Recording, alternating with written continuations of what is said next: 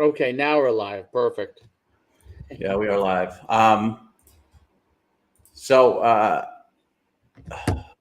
Gavin Marshalek, this is how it works with the promotion, www.myfootballcamps.com/D1 promo. 2026 kid, looking for attention, got invited to Liberty for a visit, had some schools following him, gets an offer from UNLV, and now everything is blowing up. Now everybody's, I mean, and by everybody, I mean, it's not Alabama or Ohio State or anything, but all these other programs are jumping in. They want him to, come to camp, throw for them. They're going to swing by the school. That's what it takes. And it took us, maybe 8-10 months to get that first offer for him. And then now it's just going to blow up. So Carson Rauner, the 2024 quarterback from Nebraska that we're just doing again, it's going to happen to him too. He's on the cusp. There's this little fine line where you just get over that hump and then everything starts to happen. And that's what's going to happen with Rauner. So, it's not just quarterbacks though. We've seen it a lot with defensive backs and defensive linemen and, wide receivers, all that stuff too. So, but it's just funny because we've known for years that there's just this little line that you got to get past, and then everything else takes care of itself. And we've seen it with Carson Kruger and a bunch of other guys previously, and now we're seeing it with these guys. So, I'm talking to a lot of people. They're wondering if it's worth it. It's worth it. Oh yeah, there's no doubt in my mind. The things that you're getting from it are second to none. And we just signed Griffin Egan with us, 6'5", 250-pound O line D lineman from New Jersey, and he started to get some visits. But the second it came out with video, he had two new visits to schools, and as he gets on campus, he's gigantic. When they meet him in person, he's a big dude. So and put together, probably at 6'5", 250, probably could be. My guess is he probably could be 50 pounds heavier if he goes the route of offensive lineman and not at all look fat. He literally was like an abbed up offensive lineman at 6'5", 250. Obviously, because he also plays D line, but depending on where they like him. To me, I think he's O lineman. Because he could easily put on 60 pounds and still look phenomenal at 6'5". So, but as a tackle, but it's it'll be up to them. But I thought it was those are the kind of guys that really fit our program well over the course of 6 months to a year.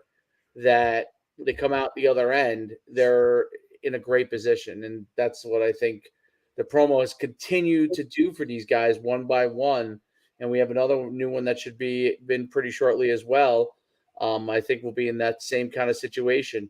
We're filling in that sweet spot of guys that have the ability, um, but either just kind of haven't gotten out there, or there's a variety of reasons. I mean, there's a million reasons, but have the ability, number one, and we're able to put light on that and put them in a better situation.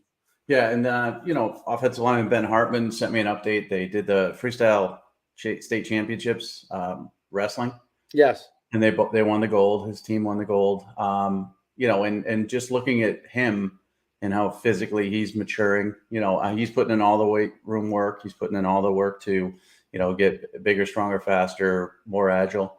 He's walking on at Oregon State. They could be getting a guy who's just starting the rise, to peak. And that's what you want. I talked about people about the portal, and we have the portal one as well, myfootballcamps.com/transfer. What you want in the portal, you don't want guys that are, former, 4-star kids that just didn't make it and they're kind of on the downside. You want guys that didn't make it or weren't known on the upside. And it's the same thing with this too. So, you could catch lightning in a bottle with one of these kids. Eventually this is only first year we've done it. We haven't seen anybody play a down of college football from the program yet, but there are guys like that. But talking more and more about, what coaches want, they want that kid that no one else really took a chance on who has that, chip on his shoulder, is going to come in there, work extra hard, and try to make something of himself. Where the 4 or 5 star kids are great, obviously super talents. The draft is next week, or actually this upcoming week. A lot of those guys in the first round are going to be 4 stars, former 5 stars. But then there's the guys that, the 2s and 3s that were overlooked, that had to work extra hard to get where they are. And, in this day of college football with NIL, the portal, it's more important than ever to get those kids that have character, loyalty, work ethic, who aren't there to say, what can you make me, money wise? If you don't play me, I'm going to transfer. You want the kids that say, I don't give a crap about NIL. I don't give a crap about the portal. I'm here to, get better and be good. And so coaches are looking for that more than ever. And I think that's where they can find them here. There's no doubt about it. I'm looking at Ben Hart. So he won the state championship in at heavyweight in his first. It was his first year wrestling. I don't That's know. what he wrote here. First and last year of wrestling, and his team won the states, and he won the individual.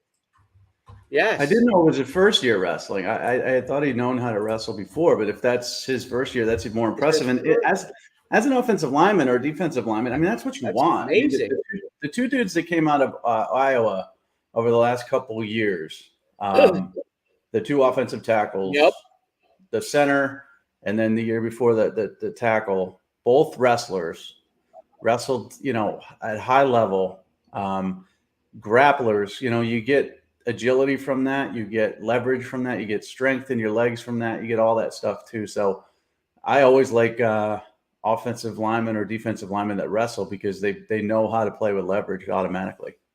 I mean, I haven't been in this on his site, and obviously once he in a while, but man, I'm watching him wrestle. This kid, when he gets there, this could be a GM. I mean, it's incredible how well he moves on his feet for a big guy. Well, and he's much, much better now than when he came to us. Yep. And that's on him. When I first saw his film from Texas, because remember, he moved to Oregon for his senior year, he was okay, but raw. And that's what the analysis was. I put it on there. I said, this kid could play. The first selling point was that he could play multiple positions. He could play tackle. He's got experience playing tackle, guard, center. Right. That was the selling point. You want a versatile lineman, and he could play defense. And when you sell versatility, it's a double-edged sword. Versatility is great, but maybe that means you're not great at one particular position, and you haven't found your spot yet. Now, looking at him, he's a completely different human being. And I'm not saying he's the next first rounder in the NFL. I'm not saying he's going to earn a scholarship immediately, but he's done the work on his part. So we got his name out there, got his film out there. They saw the difference between his film from his junior year to senior year. We got him relocated essentially, because once you go from Texas to Oregon, people lose track of you. They stop recruiting you. They stop making an effort. So we made it known that he's no longer in Texas for family reasons. He moved to Oregon. Don't lose track of him. Now, Oregon State, he kind of fell into their lap because he moved up there.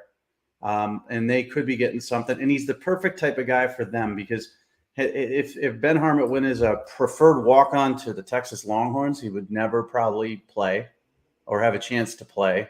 There would have to be 10 injuries ahead of him. But Oregon State's that scrappy, angry playing football team. All those kids are 3 stars or 2 stars. They just whooped Florida this past year. They won 10 games this past year. Jonathan Smith's a great coach. It's kind of the perfect fit for him. Now, I don't know if he's going to be successful or not. I'm just saying that the kid that came to us is different than the kid we're seeing now. Right. Yeah, there's no doubt about it. It's amazing. That was very, just looking at that right now was so intriguing. And that's what the portal really will I'm sorry. The promo, the promo will do. It gives you that opportunity. I think that's also what you said is so poignant that a lot of people don't realize. I think they will learn with the whole transfer thing is that you're going to need guys on your roster that are willing to stay and be a bona fide part of your team, that are going to build the culture for your program. Because otherwise, if you're just turning over like basketball I mean, basketball, you could do it, you could have somebody come in. It's only 5 guys. You could turn it over your roster. But look, let's even take the greatest example of this in the one and done era back in the day with Calipari, where he decided he was going to turn over the roster basically every year. That was going to be his thing, and it worked for a while. But now it doesn't work. It didn't work because the culture changes. So you do need some linchpins of your program, and I would dare to say 3/4 of your players have to be that way, and you can maybe turn over a quarter of those guys, but you need 3/4 of those guys to be guys that are in the program, that are all about the program, and that when you bring in some of those transfer guys, those 10 or so guys, that they can't affect the culture in a negative standpoint if it doesn't work out for them. Obviously, if a guy transfers in, it works out for them. I'm sure they're perfectly fine. But there's also going to be instances where it doesn't work out for them. Well, and there's also guys. Two of the best players that jumped at the portal this spring evaluation, April 15th to the 30th, are from Appalachian State and Wyoming. So these were guys that were under-recruited, overlooked, went off to a smaller school, had great success, and now they're moving upwards. And Oregon State's not a smaller school. I mean, they're a 10-win program and, obviously on the upswing. But, that's with the promo, you may land someplace, FCS or, group of 5 or whatever. And then you have options, and that's what you want. And that's the other thing with options is like the goal. I tell people, we've got some quarterbacks. I mentioned Ronner. We got Tanner Huckfelt, 2025 from Houston. And he DMs me and asks me, the opinion. That's part of the promo. It's a year-long membership, and you get to ask any questions you want. What do you think of this? Should I do this? What do you think of this? I got invited to this camp. What should I do? It's options. That's what you care about. We had, a couple of our guys had a choice between walk-on, a Power 5 or Group of 5, Hartman being one of them, or, FCS scholarships. And that's your choice, whatever you want to do. You want to pay for school to go to Power 5 or Group of 5 yourself? Great. If you want to take the scholarship and try to work your way through the portal, great as well. But, before you come to us, you have no options whatsoever. And our job is to give you options, even if it's 2. I mean, we had one kid go to AIC, which is up in Springfield, and that was all he wanted, was to have that particular option. Some kids get 2 options, and that's great. The kid's going to Dayton. Didn't have a billion options, but he got one really good one versus another really good one. And then some of you will have 15 options, and that's just the way it is. But if you have none or very few right now, I'm talking to some kids about the promo. They're getting mail. They're getting attention. They're getting coaches following them. And I asked them, I said, well, who's offered? Nobody yet. And I said, okay, that's fine. You could use us. Maybe you couldn't use us. I don't know. But after the spring evaluation is over and it started April 15th, it goes to the end of June. At the end of May. If you don't have an offer, then it's time for sure. Now, right now is a good time to sign up because coaches are out on the road. And if they don't know about you, Buddy Guerrero, sorry. And I think it's Guerrero. I asked Coach Manis about this. He's the super fast corner wide receiver that we just started promoting. People are on the road in Georgia. They may not know about him. They may see it and they may, want to take a stop at his school. But without seeing it, they wouldn't know to be able to do that. And maybe they can't get to his school. He's a 2026, I believe, but next time maybe they will. Or maybe they'll invite him to summer camp or something. And that's all being formulated now. I know coaches. I used to help coaches a long time ago kind of work their schedules. I had guys, a good friend of mine a long time ago at Miami, when Miami was Miami, when they were winning national championships, and they were early 2000s, late 1990 Miami. He would call me up and he'd say, okay, I'm coming to New Jersey. What school should I hit? Day one when I'm in North Jersey, anything on the shore. I'm going to be in South Jersey the next day. and we would go through the kids, and I wasn't helping them recruit kids, but I was helping them, like, I think it's a good idea, and this was really early in my career, to go to, these particular schools. We got this 4-star kid who's at Irvington, that's probably worth a stop for you. That's what they're doing now, that they've got their schedule. If they're flying to your state, they know where they want to go, but if they learn about you late, they can add a stop. I mean, it's not like they're in college. They're in high schools 12 hours a day, but they can add a stop, an extra half hour. Yeah, and Buddy Rose 2025. By the way, Buddy Rose is a great example. I mean, I watched his film and I was just curious if he was a track guy because of the way he ran and how smooth he was. And I looked up as a so 2025 means that he's a sophomore, going to be a junior. Right. He's already long jumped 21:11 as a sophomore, which is, I mean, just as a long jumper, basically, if you're mid 22s, you're a Division I long jumper. I mean, he's almost a Division I long jumper, and he's only a sophomore.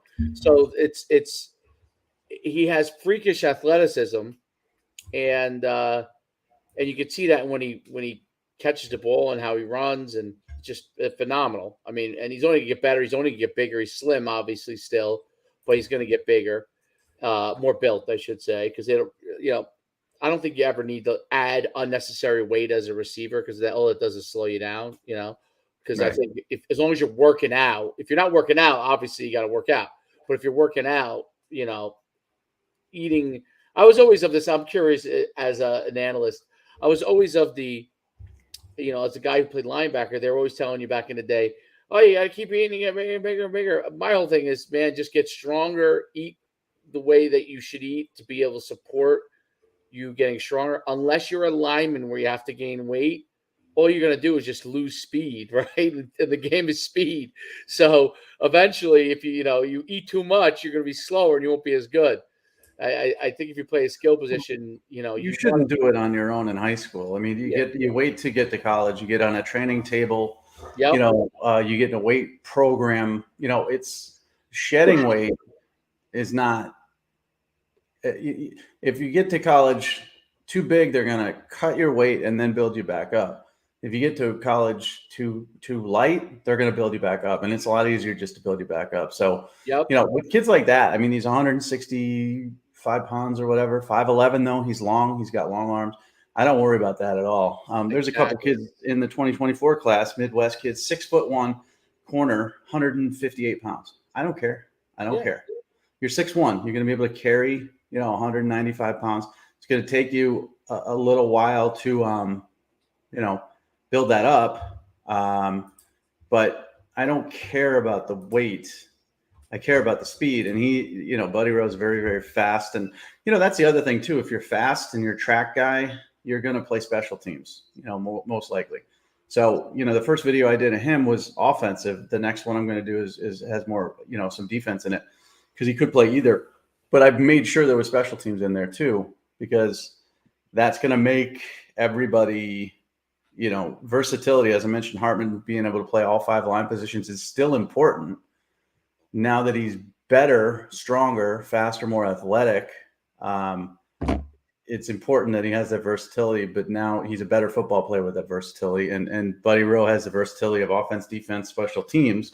He's just got to keep getting faster, getting better, and all that stuff. The rest will take care of it as far as size. So, there's no doubt. But that's another thing. I mean, it could be a simple question that anybody asks. Listen, I'm on the, I'm in the promo program. I'm getting interest. I got some coaches telling me I'm too thin. I got other coaches telling me that they'll build me up when we get there. Which do you think? And my answer to them would be absolutely. Don't worry about weight right now. Worry about speed and getting better. Great advice. I think that's gold. That's one of the things that it's funny, because they're high. When you're playing in high school, your high school coach, and I understand their side of it, is thinking about the immediate needs of the program, but in the long run, if you're a receiver, like you still want the most speed you can. Like that's all that really, to me, that's the biggest thing that matters for the main skill positions is, I mean, any skill position now, even linebacker, I mean, D end, Like I'll take if a 6'5", 215-pound D end is it can fly off the ball, you're going to take him because he's going to be 250 as he keeps growing, right, in size and lifting in college. So, but that's Yeah. great advice. Great When you advice. look at the mock draft, there's a lot of different mock drafts, but you look at, some of these kids, they weren't that big. Tyree Wilson's 6'6", 271 now. He wasn't anything close to that size coming out of high school. You're going to get bigger. Will Anderson was that typical, guy you're talking about, 6'4", maybe 225. He's 253 now. You're just naturally going to put on weight. As long as you're, I don't know, just improving as a football player. I mean, Bijan Robinson was 185 pounds out of high school. He's 215 now. On and on it goes. I just think it's a lot easier to build up than it is to break down. And I know kids who have gone to school. And the other thing is, the school recruited them as a 330-pound lineman. Then the coaches got fired. And the new coach wants his guys to be zone blockers at 300, 305 tops. So then that kid has to, trim down 30 pounds because what? I mean, I don't know. It's just, to me, be in football shape, be as athletic as you could possibly be. If you get to campus and they say, we want you 315, they get up to 315. If they say you want you down to, 285, get to 285. Don't think about the weight and all that stuff. Especially some kids, I mean, they just can't afford to eat right, period. Especially now. I mean, you think that's an old thing. It used to be like, oh yeah, this kid's from South Jersey, man. He's at Camden, family struggling financially, blah, blah, blah. Wait till he gets to a real training table with real food. Well, it's 2023. The economy's worse than ever. And some kids just can't afford a proper training table. So they're getting by on snacks and garbage. And when they get to college, they're going to fix all that as far as nutrition is concerned. So we're going to talk about Alabama real quick. Yep. So there's panic. I saw somebody saying Alabama's going to be 7-5 if the quarterbacks play this way. So you got Tommy Rees as the new offensive coordinator. Jalen Milroe, the 4-star kid from Texas who was committed to Texas, decommitted, went to Alabama. He's the incumbent starter, so to speak. Bryce Young's gone. And then Ty Simpson, who I had as a 4-star coming out of high school, very good player. He hasn't played, but he's competing with him for the job. Milroe threw 2 picks. Simpson won. Simpson completed like maybe 35% of his passes. Milroe like 48%. Panic ensues at Alabama, and I'm not panicked. But even Saban was saying, listen, we try not to go to the portal. And he didn't say this exactly, but we try not to go to the portal. But it's been successful for us. Jahmyr Gibbs, Henry Toto, Jameson Williams, stuff like that. If there's a quarterback, we'll go get him. But I think that's more of a message to his quarterbacks to get your head out of your butt and get better than it is for him to, go into the portal or bring somebody in now. What do you think is the issue with them? I mean, they were basically both. Simpson was under 50%. Milroe was around 50%. Right. Which is not very good, especially now with everybody running short routes half the 3/4 of the time. So to be 65% is like the new 50%. Right, because there's no play action bombs, unless you in the old days, that's how they did it all the time. Now you run so many crossing routes and shallows and short routes and comebacks that there's no reason to not be 65. Yeah, exactly.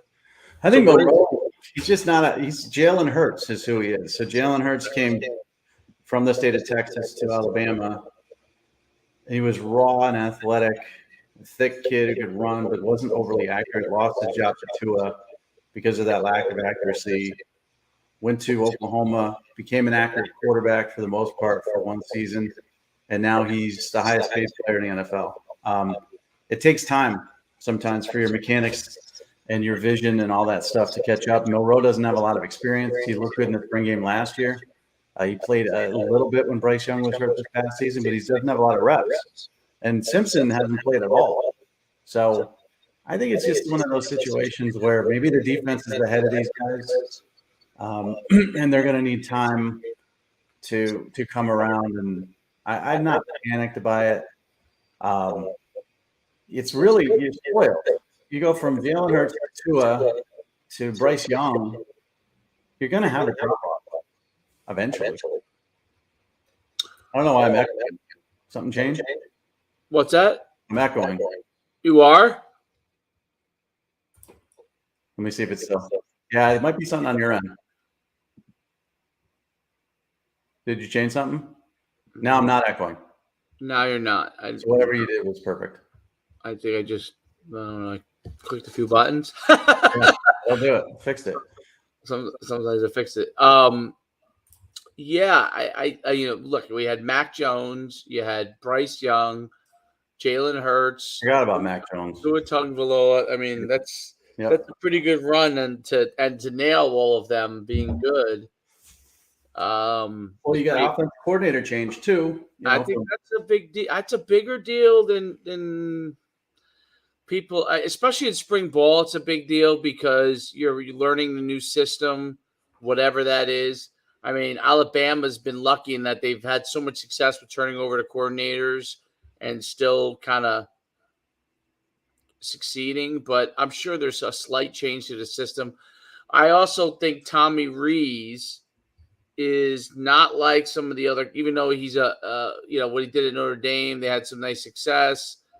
I don't think he's like the other guys from a coordinator standpoint that have been there in recent times. This is a newer, potentially longer term thought process maybe with him. I don't know. I don't know what Tommy Rees' aspirations are. Well, it's more of a pro style approach. Okay. That what he ran at Notre Dame. It's there's play action. There's run oriented. So when you go from Bill O'Brien, who had it pretty wide open, because Saban embraced the wide open offense with Kiffin and Sark. They knew they had to throw the ball more than they did with the Derrick Henry year where they just ran over everybody. But now you're going backwards a little bit from Bill O'Brien to Tommy Rees as far as the nature of the routes, nature of the progressions, nature of the passing game and all that stuff. I don't think that's the ultimate excuse because everybody goes through coordinator changes. I mean, I could name 20 Power 5 schools that have new coordinators, including Notre Dame right now. And Sam Hartman looked great, 13 of 16 in his spring game. And I think it's more about processing. Maybe Saban said the D-backs are down, but I think that's a ploy. Maybe the Alabama defense is that good, right? Where they just, these guys struggled as well. It's not like they're the spring game of, Rutgers where they're going against the defense that's not world class. It's, maybe they're that good on defense. I don't know. Rutgers has. I've been to their practices and their defense.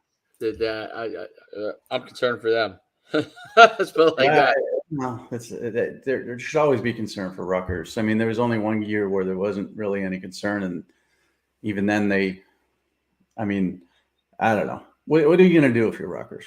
Ray Rice don't come around. They basically had hit the jackpot with Ray Rice and Leonard at the same time, and really was, Ray Rice was going to Syracuse, I think, and something happened there, and where he decided to go to Rutgers instead for whatever reason. And then Leonard, when he made that move, it turned out to be a magical move where they used him as a fullback. And so now they're using the both of them, and they were both stars. That turned out that Teal was the right pro-style quarterback for that team. A lot of obviously they had Anthony Davis probably on that line, I'm guessing. Yeah. So he did do some really good things recruiting-wise where he picked some guys that may not have been as higher rated, other than Anthony Davis was a big time rated guy. He was, and Ray Rice was a 3-star kid out of New York who had, local offers, and they won that recruiting battle. And Leonard was a local kid as well who didn't have a ton of offers, had some. But you got to get lucky if you're Rutgers. Alabama, everybody's a 5 or 4-star, right? Everybody. That's So, right. they're talking about the picks. They threw 3 picks. Well, every interception that occurred in that spring game was by a 5 or a 4-star defensive back. And it's funny because the D-backs have been a little bit down over the last couple of years at Alabama. That's cyclical as well. So the quarterbacks have been up, the D-backs have been down. Now maybe the D-backs are up, quarterbacks are down a little bit. Spring football, look at Colorado. I mean, they look like world beaters on offense. I don't care. It's spring football. It means nothing. It's a showcase. Ohio State showcased their defense because that's the people's concern, is that the defense isn't as good as it used to be under Urban Meyer, and that's why they're losing. So lo and behold, the defense looks great in the spring. Now people are saying, well, is the offense going to be as good? You don't worry about that. You put out kind of what people want to see. It wouldn't stun me at all. I mean, I know it's not fabricated. I know this isn't the way it is, but those other scrimmages are closed. Practices are closed. I don't think Saban came out and said, hey, listen, Jalen, I want you to throw 2 picks. We're going to let you throw 2 touchdowns as well and run for a score. I mean, he did have 3 touchdowns. Ty, I want you to throw a pick. It's not like that, but if you have an off day or whatever, or if you set it up, I mean, we don't know. This is spring football. The defense could know every freaking play they're running. Right. Everyone. They're playing against each other. So it might be a situation where the defense has all the plays, knows the routes, knows exactly what's going to happen, knows that this guy is under, orders to not go through more than 2 progressions or to lock in on his first and throw. There's so many variables. So when people freak out about a spring game, I never worry about it, especially with it's Alabama. I did see some people saying 7-5 if they play. They're never going to go 7-5. Not under Saban. Not ever, never, ever. So the concern is, do they go 10-2 and miss the playoff again? And that's Alabama's biggest problem. So, but I think Milroe will be fine. I think he's Jalen Hurts. Maybe Ty Simpson is Tua. Maybe they get to a certain level with Jalen Monroe, and then Simpson takes over like Tua did. Alabama is going to be just fine. But I like to see the panic a little bit, because those fans, you talk about Rutgers, those fans live in hell. Alabama fans don't understand what it is to have real problems. Right. And so maybe this spring is going to give them, a thought of that they have real problems. But try being a Rutgers fan for a day. That's got to be tough. I know some.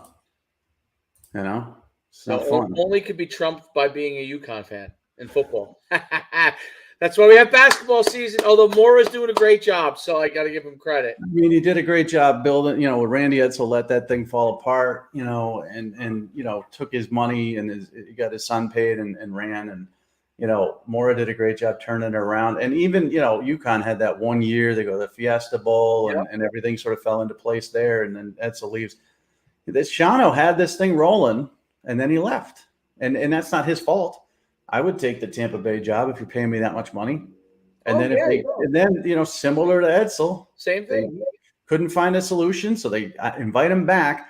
The sequel's never as good as the original. I agree, and that's where Rutgers is, but it's better than it was under Ash or under Flood. Definitely, but. In the whole scope of things, I do some writing for a website that covers Illinois football. And I always, it's weird because I've always covered the 5-star kids going to Ohio State and Alabama and Clemson and, LSU and on, and Georgia.